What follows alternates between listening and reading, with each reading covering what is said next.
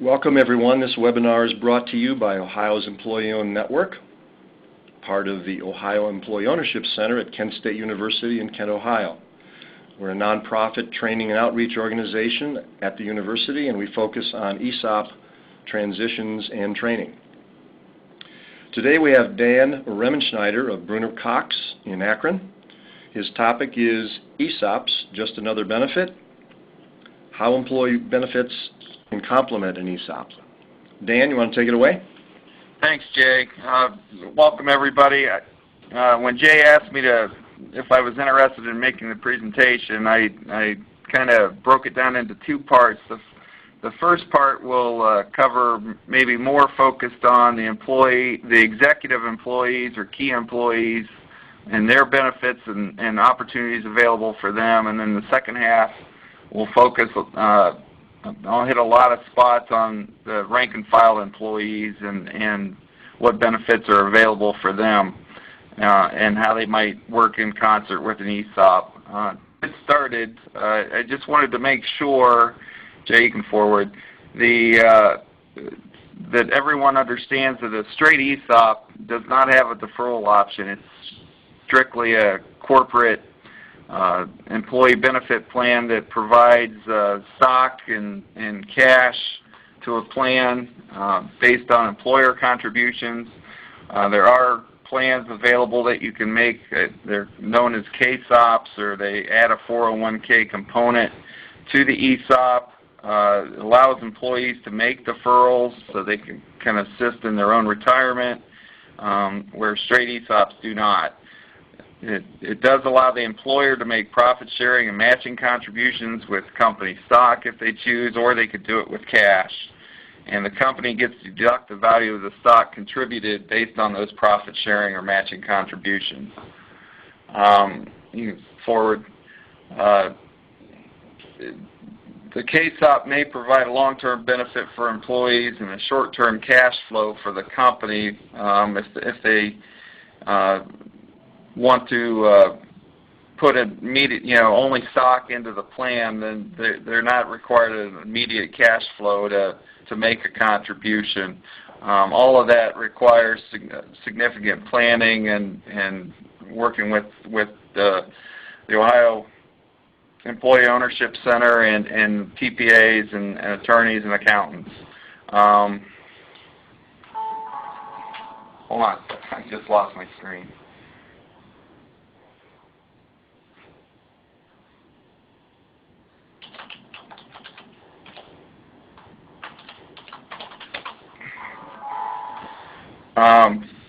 There are ways that allows for diversification in the plan, so you're not purchasing straight employer stock, so it does allow the employees to diversify. But I've read some studies where the rank and file employees are normally more comfortable in investing in their own company's stock because they know the company, they know the employer, they know the real assets, and they trust management, even though they may not say so, but they tend to trust the management of who they're working for more than maybe someone else. Next screen.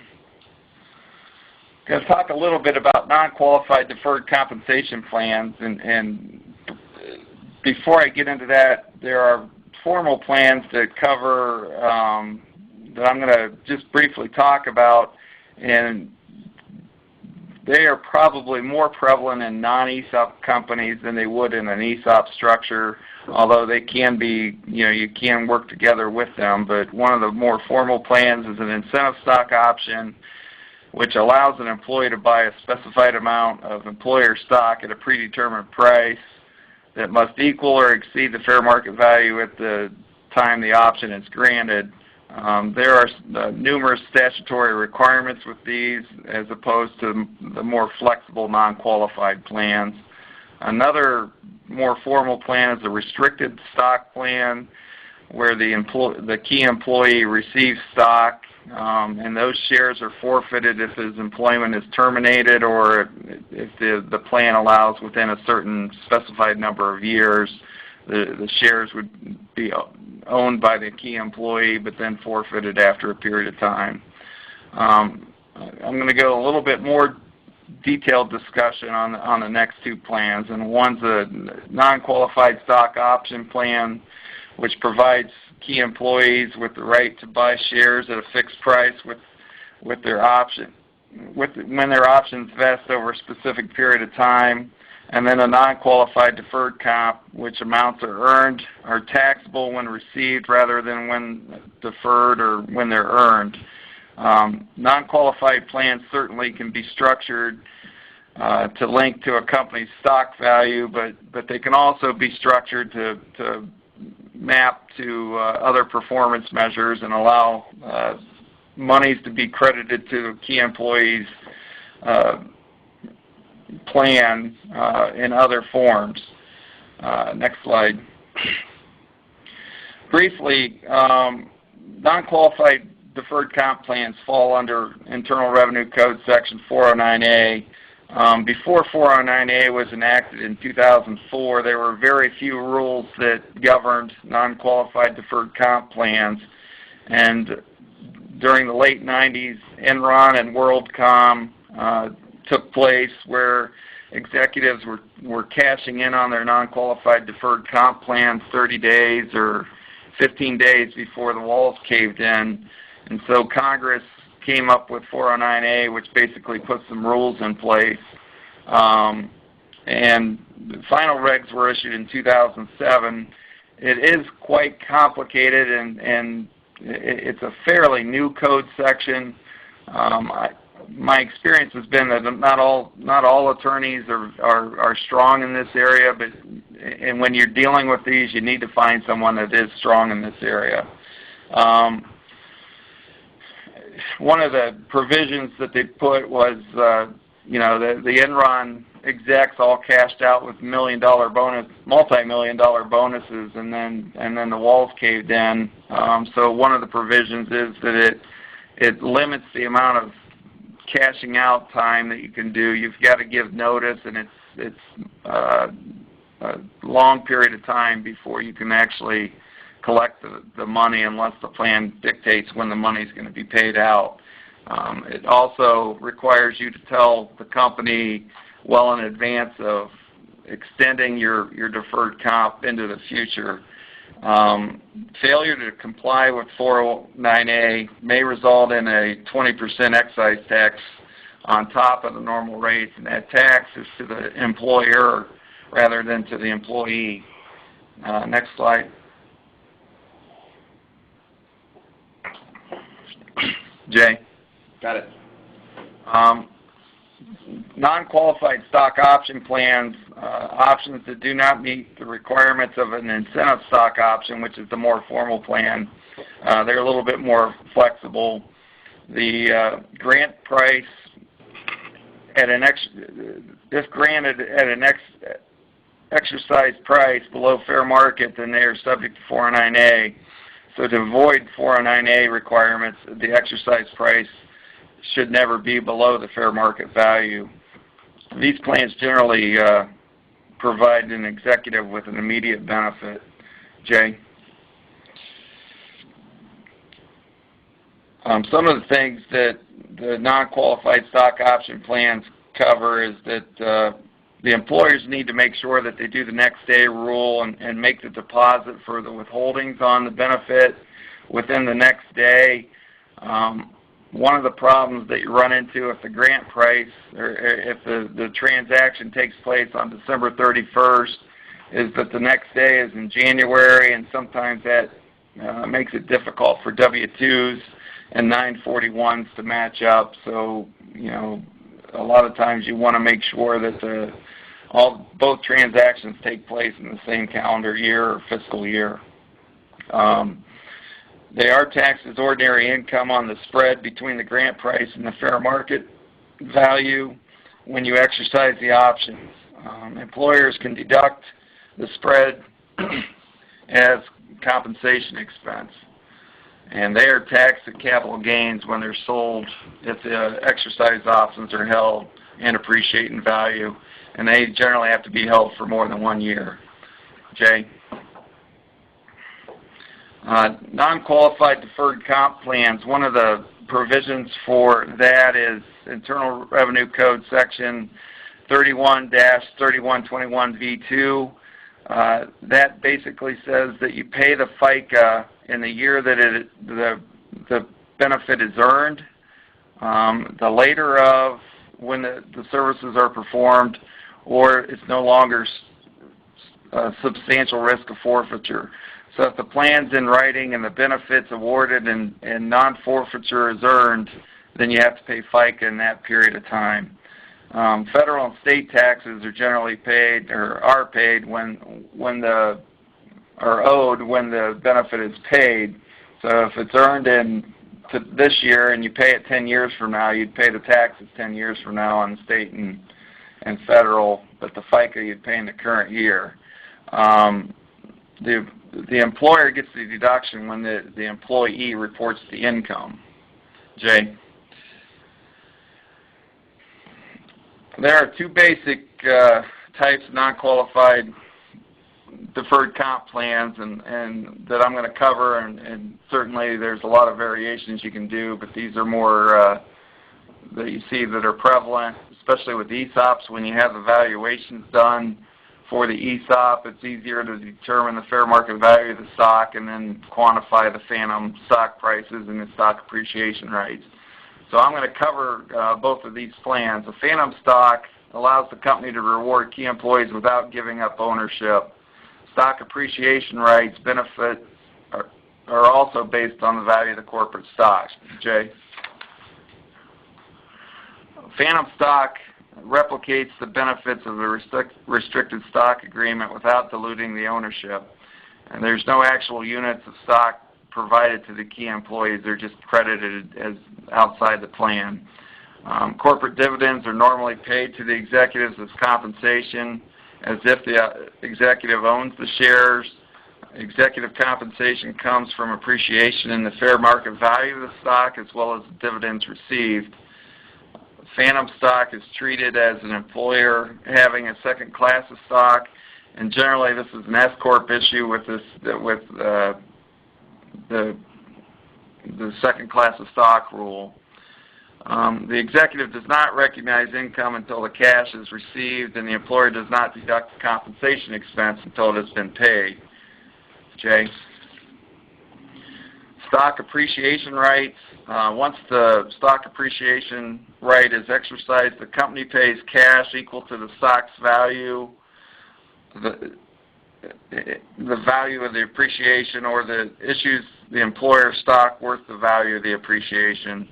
Normally stock appreciation rights aren't credited with the dividends paid.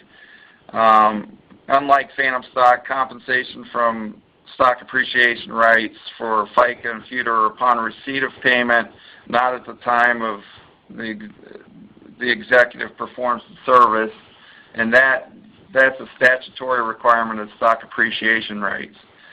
The next slide, I'm going to show basically the payroll tax treatment of both, and it's a little interesting, and if you've not seen this, then I think it'll be helpful. I'm just going to kind of go through this example. On January 1st, 2013, Corp entered into a phantom stock plan for 2013 through 2015 with Bob and meets 409A requirements. On the last day of the calendar year, Bob is credited with $35,000 equal to the fair market value, and I've got an error on my slide. That should be $350 per share of 100 shares of corporate stock plus dividend equivalents. Upon termination, Bob is entitled to the value of the corp stock or cash. Bob's normal salary is $120,000. Mike?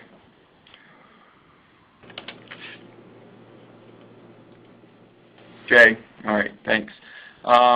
The unsecured promise to pay meets 409A. It's $35,000. It is not subject to federal income tax in 2013.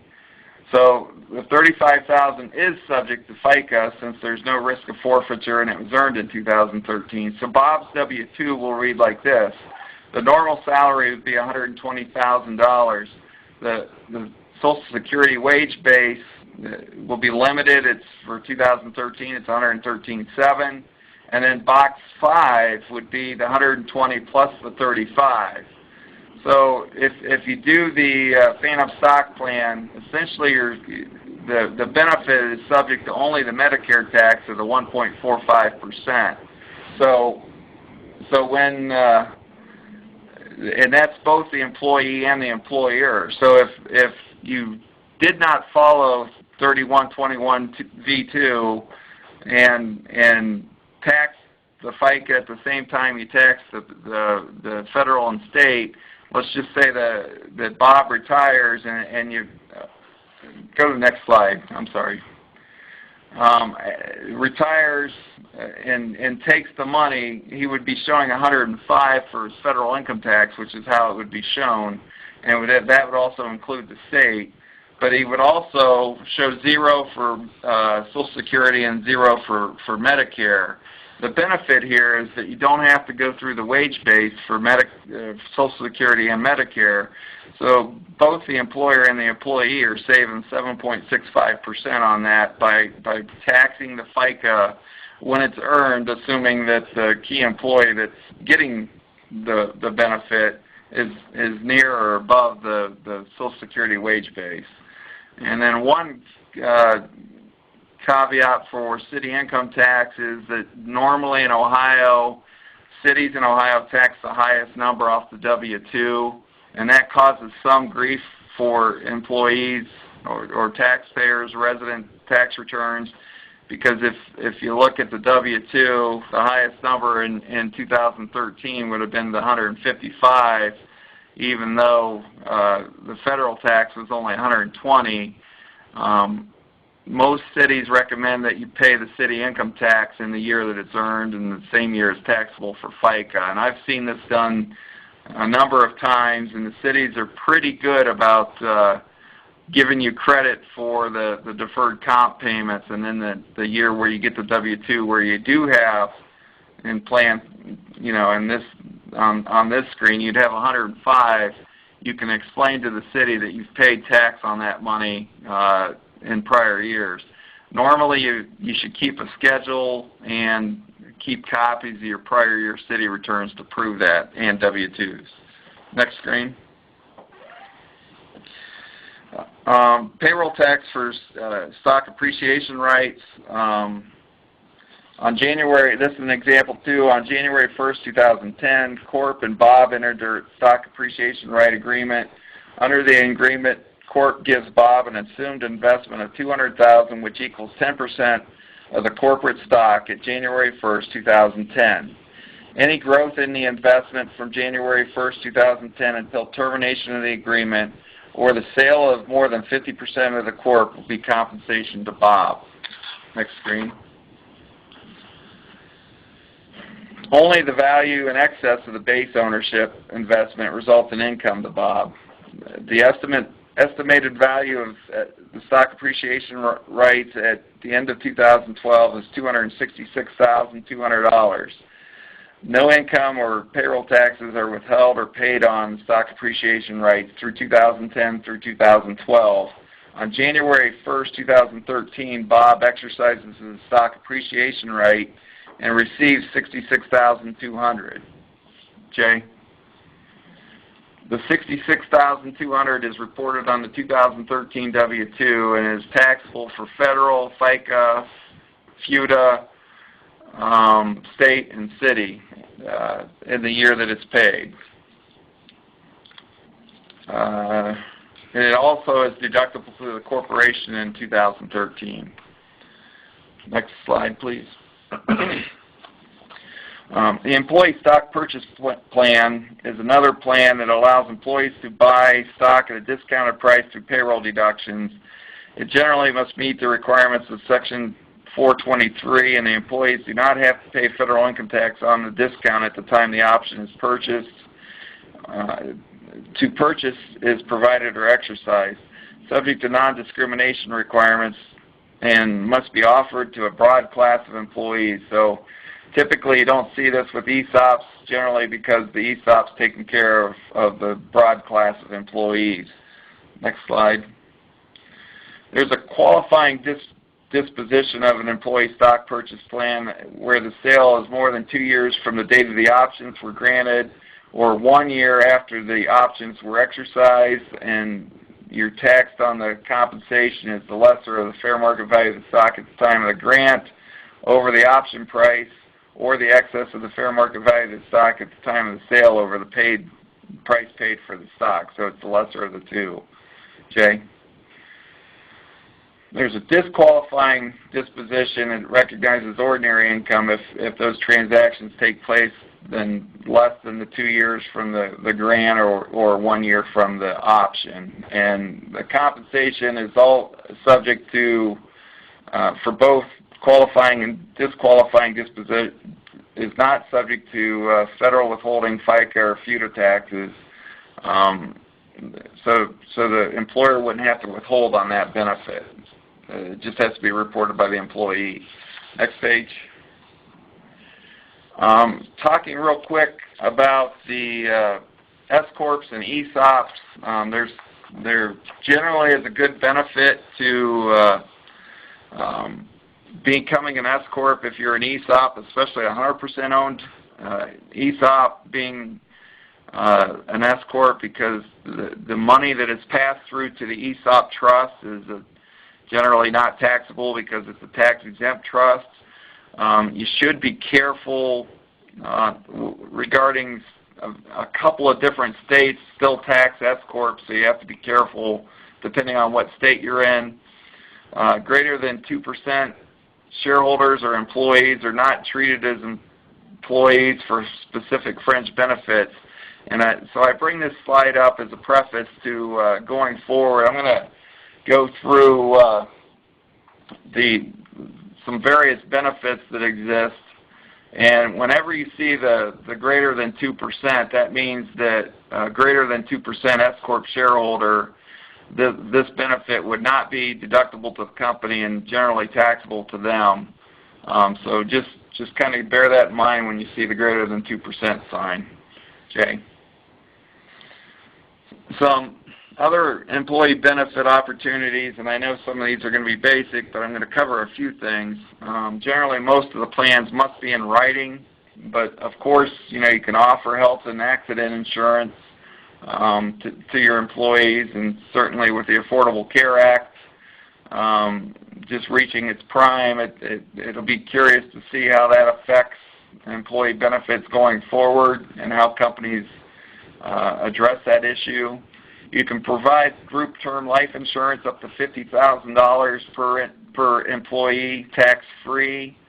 That any insurance in excess of the $50,000 has to be added. The calculated cost of their premiums has to be added back to the employee's W-2. So if you have an employee with $100,000 in life insurance, the amount in excess of the 50, those premiums on that excess 50 would be taxable. And there's IRS tables to calculate those add-backs. And generally, the insurance companies can provide you those numbers also. Health savings accounts are tax-deductible contributions for the employer and the employee. They grow tax-free to offset qualified medical costs, so anything that's deductible for federal tax purposes is a qualified medical cost, and you'd be able to pull out of that account and pay those medical costs. The account can grow tax-deferred if you're fortunate to have a fairly healthy life and not have significant medical costs. Those health savings accounts can grow, and after you turn 65, you can take a distribution from them similar to a retirement distribution and not be subject to the excise tax. It would be just a distribution. You have to pay income tax on it, but you wouldn't have the excise tax for not paying qualified medical costs with it.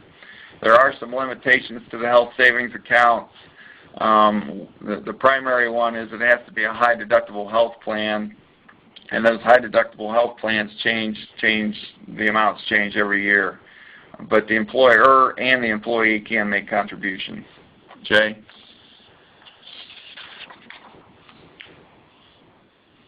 Flexible spending accounts with the Affordable Care Act, the limit is $2,500 per individual per year. Prior to the Affordable Care Act, essentially the only limitation that was placed on flexible spending accounts for medical purposes was the plan.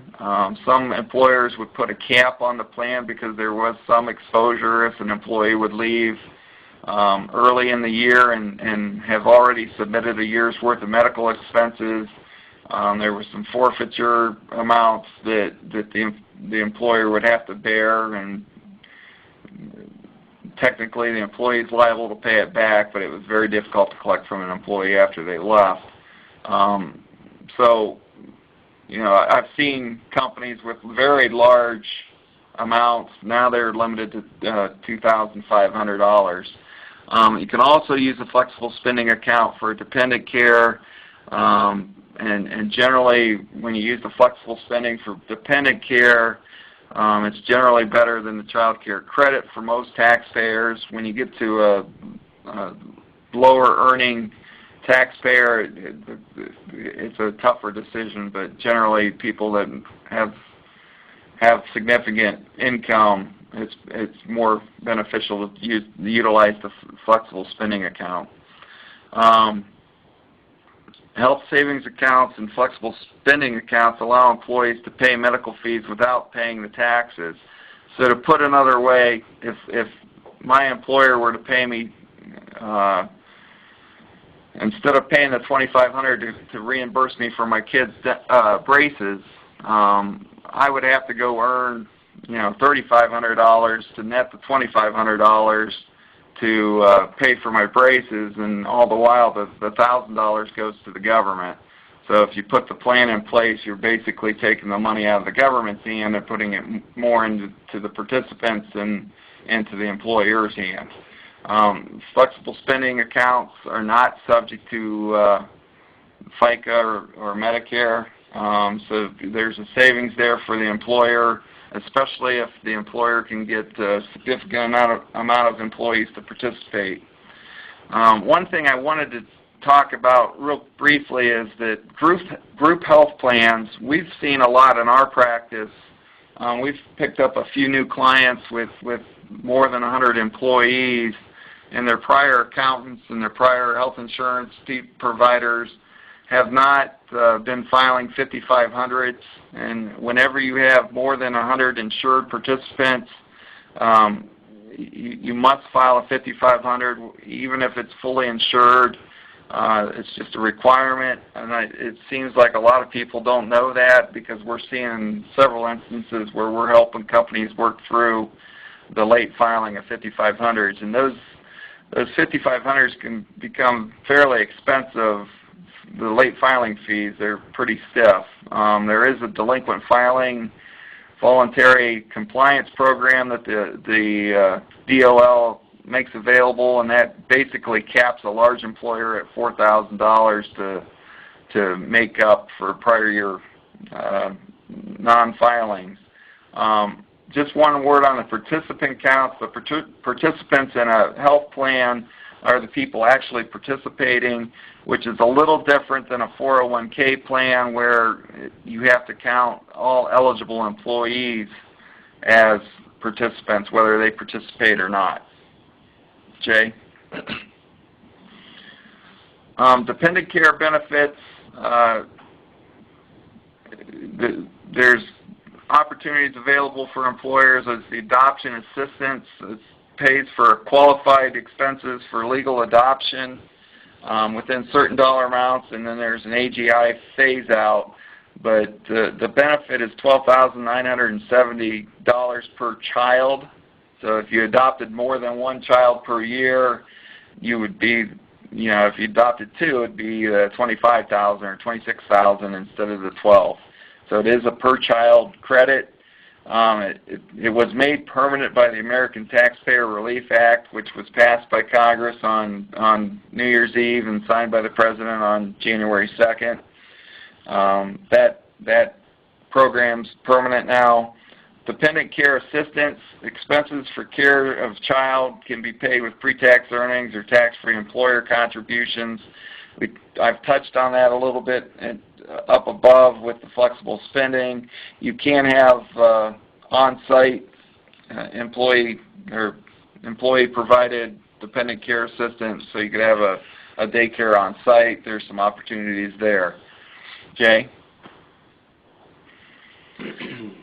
Qualified educational assistance, tuition fees, books, and qualified supplies. If you have a plan in place, the education does not have to be job-related. I've seen a person go back and get their chemical engineering degree, and they were working at a law firm. So you don't have to be job-related to reimburse the employee for the up to $5,250 in gross income. There's job-related educational expenses, and when the employer pays for that, generally those are excludable as a working condition fringe. There's also a qualified scholarship program available for employees and their dependents under Code Section 117D. Qualified transportation, fringe benefits. The employer's provided benefits for the commute for the employee between their residence and place of employment. That can be provided in the way of transit passes, which is limited to $240 per month, and qualified parking, which is $125 per month. There is also a bicycle reimbursement allowed, and that's reasonable expenses incurred by the employee during the year to purchase, improve, repair, or store bike regularly used in a substantial portion of the employee's travel between work and home. And that's limited to $20 per month, which is kind of curious. Next slide. De minimis fringe benefits, I just kind of wanted to talk on that so that everybody knew, what the IRS pictures that, but occasional use of office equipment is generally free. Generally a use of a pencil, or somebody takes a pencil home, or Post-it notes, that's not generally taxable. There's no established dollar threshold by the IRS and no statutory amount. Employer-provided cell phones since 2009 have been tax-free. Prior to that, you had to break down the difference between their personal use and their business use. Now it does not matter. They're 100% tax-free. Employer-provided vehicle, the cost of a vehicle provided to an employee for personal use is generally taxable, and that does include commuting. Next slide. I wanted to talk. I know in speaking with our clients, I know that this is always a gray area for our clients. Even though it's not material, I just wanted to throw it out and make sure that y'all understood what the IRS pictures, how they view these kind of gifts. Cash is taxable and includable in the W-2. Anytime you provide cash to an employee, that has to be recorded on their W-2. Even giving money to an employee to go purchase a ticket or a specific item is taxable to that employee. So if you say, hey, take your family to the Indians game, I know the seats are $80 a piece, I give you, $320 to go buy tickets for your family, that $320 should be included in the W-2.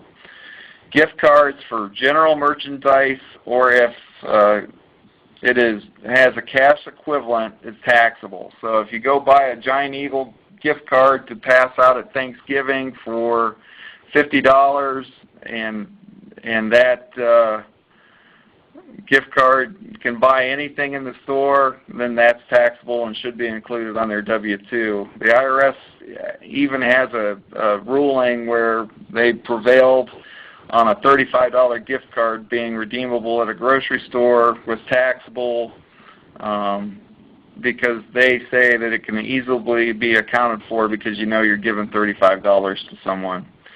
Ham and turkeys, which I know when I was younger, my father would bring home a turkey at Thanksgiving time from his company. Those are okay. Those don't go on the W-2. Holiday parties and shop picnics are okay. They're not includable as taxable income, and they are also not subject to the 50% limitation if the benefit is primarily for highly compensated employees. Next slide.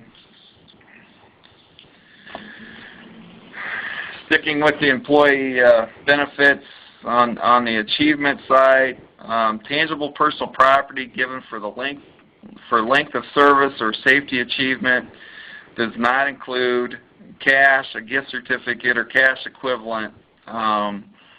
So in other words, if you can determine the fair market value of what you're giving them, it should be included as wages. Employee achievement awards should be in writing and cannot favor highly compensated employees. The safety achievement and length of service are the only two awards or benefits that you can reward.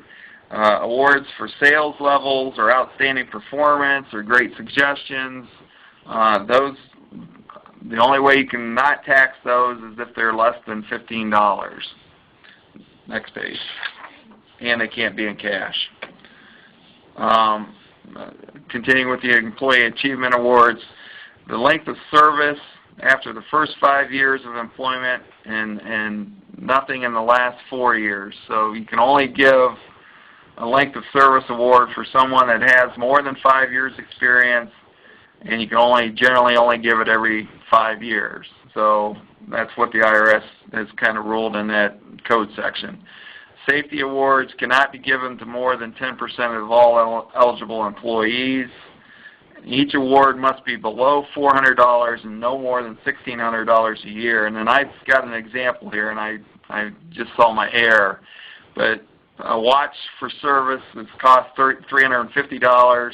A TV for a safety award is $1,350. That's $1,700 in value. I've got $100 that's taxable because I'm over the $1,600, but in reality it's $950 that's taxable because the TV was more than the $400. So you have to be careful on that. Next slide. Tax-free on-premises athletic facilities are tax-free to the employee if the facility is generally only used by employees, their spouses, and children. And essentially, the employer cannot charge for that. Well, they can charge the employees for their spouses and children, but it can't be open to the public, and they can't allow people from outside the company to use those premises. Otherwise, it would be taxable to the employees for the equivalent amount. Next slide. Qualified employee discounts, and this is providing goods or services the employer generally offers to the public at a discount to the employees. The value of the discounted price to the employee is tax-free when certain conditions are met, and the IRS has worksheets available to determine whether a service or a good is in a taxable position, or there's a portion of it taxable that's available in the IRS, from the IRS. Next slide. The qualified moving expenses, they're much like other expense reimbursement accounts, employee expense reimbursement accounts under an accountable plan. Generally, if the employee doesn't account specifically for amounts, and the employer just writes a check, that check would be taxable, and then the employee would be stuck trying to deduct their moving expenses on their 1040. So when you reimburse for moving expenses, you want to make sure that you're being reimbursed for the qualified expenses that are deductible for tax purposes and reimbursing only for that. I've seen companies do it where they do the accountable plan and then they provide just a general disbursement to the employee that's moving for a certain amount. That certain amount would be included on the W-2, and there would be no deductions to offset it, more like an incentive to move, versus reimbursing them for transporting their household goods or lodging in between the moves. So if they're moving from California to Ohio, if they had to spend the night in Missouri, you'd have to you could submit that and be reimbursed for that, and that would be tax-free. Next slide. Job placement assistance is providing counseling, interviewing, resume preparation, any kind of soft skill improvement that you could do for the employee is deductible. It's tax-free to the employee unless the benefit is conditional or received in lieu of some other taxable benefit. It includes currently employed employees and any directors of the employer. There does have to be a substantial business benefit to having this plan in place, and some of the benefits that the IRS has accepted are promoting a positive corporate image, maintaining group employee morale, avoiding wrongful termination suits, and hopefully attracting new employees. Those are some that the IRS has identified as substantial business benefits and acceptable ones too. Meals and lodging. Meals provided on premises are tax-free if they are for the employer's convenience. The lodging on the employer's premises are tax-free only if it's a condition of employment, and there are some limitations on the lodging of number of days per month and that type of thing. But otherwise, that's tax-free. Jay, I kind of flew through the slides. That concludes my presentation. Is there any question? Yeah, we've got some time. A tremendous amount of information, Dan. Yeah, I think you've given us an appreciation for the tremendous options when it comes to offering employee benefits. I especially like the bicycle allowance. I think I would implement that. So, all of you that are attending, what are your questions or comments? Send them forward in the chat box. We've got some time here. If you have a specific question on a specific benefit that Dan covered, let's ask it now. You've got them at your disposal. In the meantime, Dan, let's go back to the stock appreciation rights and the phantom stock discussion. What do you see any trends there? Do you see those becoming more or less popular over the last few years, and especially in terms of ESOP companies? In terms of ESOP companies, I've seen a few with the phantom stock rights where we're tying performance of the company stock for the key employees to, and I think the ESOP companies, one of the reasons that I see ESOP companies using them more is that the phantom stock price is determined through the ESOP valuation. For companies that don't have a valuation done, I mean, you can put valuation formulas in place and that type of thing, but I think that the expense of doing a valuation and that type of thing kind of deters companies from doing a quote-unquote phantom stock plan. I think you see them more doing, if you get profit above a certain threshold or you get sales above a certain threshold, we'll give you this dollar amount, and you tend to see that more with non-ESOPs than you do with an ESOP. Absolutely. Your point on that, the annual required valuation for an ESOP company makes a good point. There's no guesswork. You've got that valuation at hand every year, and it applies. It can help you apply to that phantom stock or SAR. That's a good point.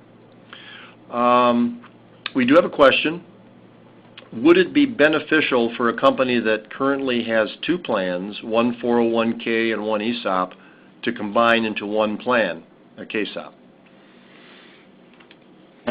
My initial response, based on just having that available to me, is that probably. I think your compliance costs would go down.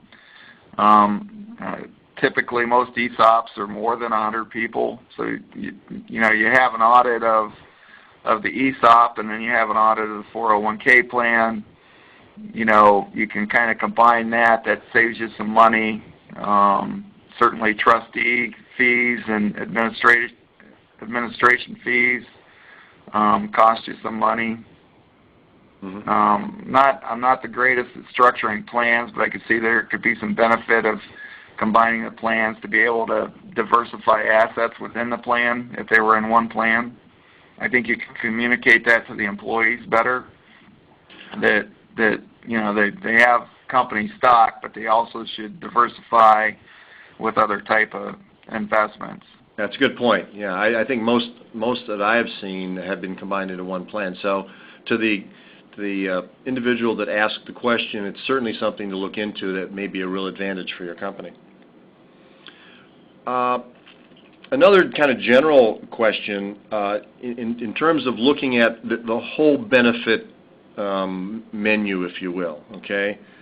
Do you see any trends with small businesses since the recession period, since that 2007, 2008, 2009 period? Has there been any trends that you've seen? I've not seen an increase in benefits, you know, especially if you look at the rank and file benefits that I was covering at the second half.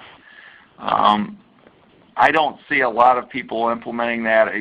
You know, unfortunately, and I hate to sound like I'm regurgitating the newscast, but I think a lot of employers are kind of hesitant to commit to any kind of fringe benefit plans, not fully knowing what the Affordable Care Act is going to cost them.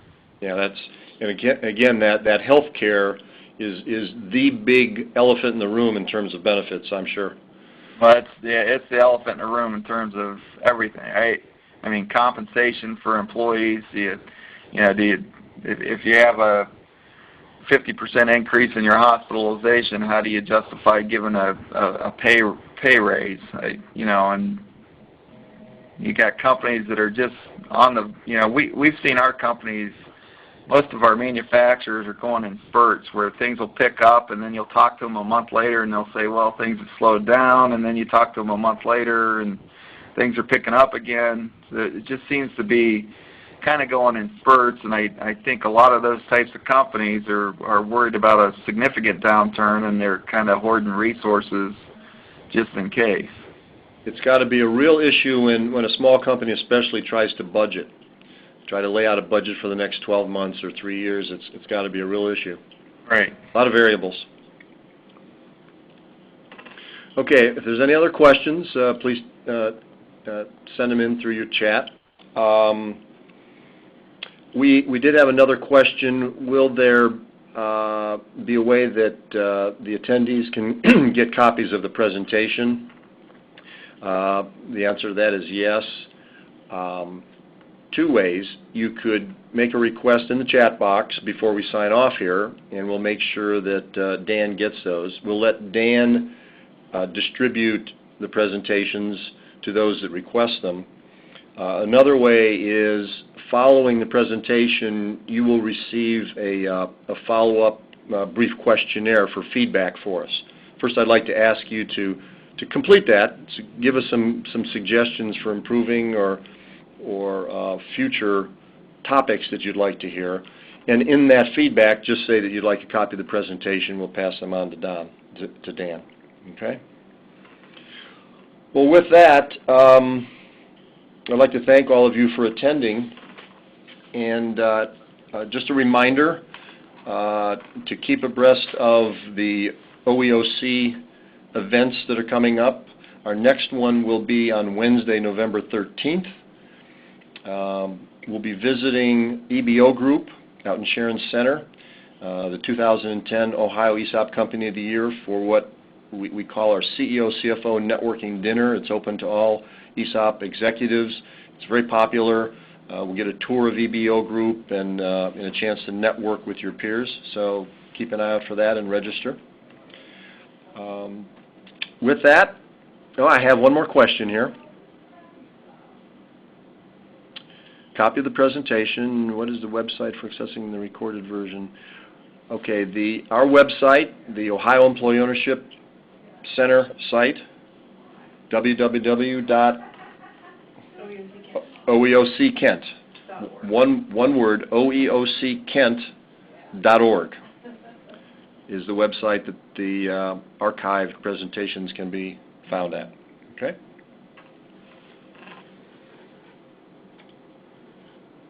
Thank you. Please stand by.